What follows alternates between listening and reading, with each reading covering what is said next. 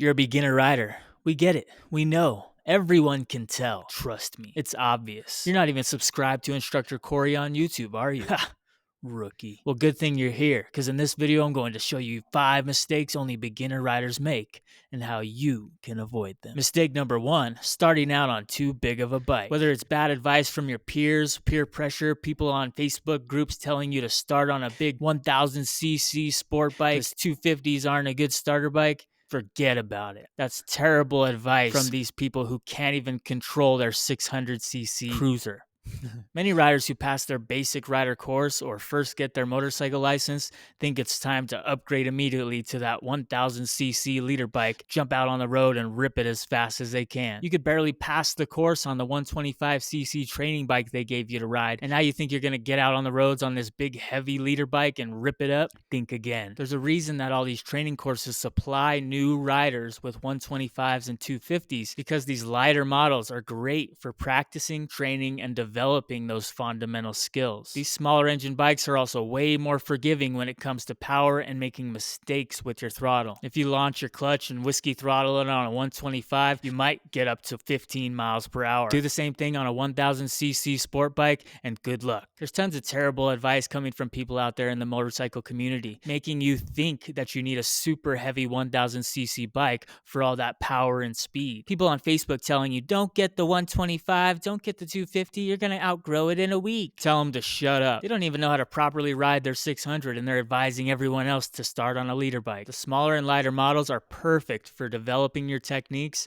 and really dialing in your skills. And they're a lot of fun to play around on in a parking lot. So you've got a reasonable starter bike picked out now, but what's the next mistake beginners are making? Well, surprisingly, this one comes straight from your beginner riding class also, which a lot of riders seem to forget about the moment they get that endorsement and step off the range. Remember how all your instructors kept advocating for all the gear all the time and emphasizing the importance of wearing that protective equipment and keeping yourself safe in the event of a crash? Then what's the first thing people do when they get out there, get their own bike, and hit the road for the first time? If you think riding your motorcycle on the streets in yoga pants and a backwards hat looks cool and sexy, think again. What are you going to look like when you're missing all your skin? Where does this big desire for riding without gear even come from? Is it from seeing your friends do it, or social media idiots not wearing any gear and posting all these videos? Now I get it. Sometimes you just can't afford the gear. That was definitely my situation when I first started, but I really made it a priority to get my hands on some good quality gear by whatever means necessary if I was going to choose to continue riding a motorcycle. Brand new riders getting a 2024 Kawasaki ZX6R for their very first bike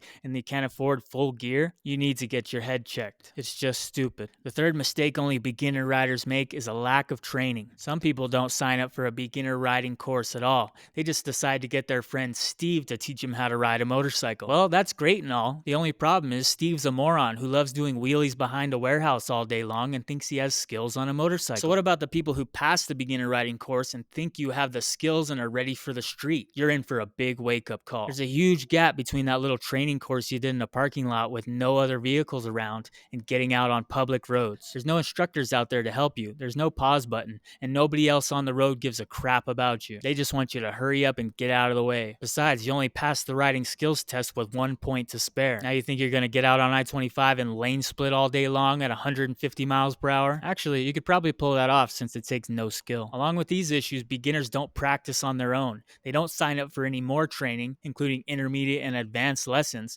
and they never seek out any additional information or education to improve their motorcycle skills. What do you think, your skills are just going to magically get better over time? In fact, the opposite is true. Motorcycle skills are perishable, meaning if you don't practice regularly and improve upon your skills, they're actually going to get worse. And then if you need to use that specific technique to save your life out on the road in an emergency, guess what? Not going to happen. The fourth big mistake only beginner riders make is no situational awareness while riding. If you've watched any of my other videos lately, I've been talking all about looking ahead, having good situational awareness all around you on your motorcycle at all times, using good mental attitude and judgment, predicting and anticipating other vehicles' violations and mistakes. If you have no idea what I'm talking about, then it's time to watch my videos and wake up. Otherwise, you're going to get out there on your motorcycle and get smacked and never see it coming. Even if you have the best technical skills in the world and you're physically gifted, if you don't possess the mental judgment and proper attitude, you don't belong on a motorcycle on public roads. You're just going to get yourself killed and probably someone else too. too. And the fifth big mistake only beginner riders make is a lack of maintenance on your motorcycle. It's important to understand that motorcycles require more frequent maintenance than a car or truck. So if you're the type of person who doesn't know how to work on cars or bikes or pays shops to flush and fill your halogen fluid,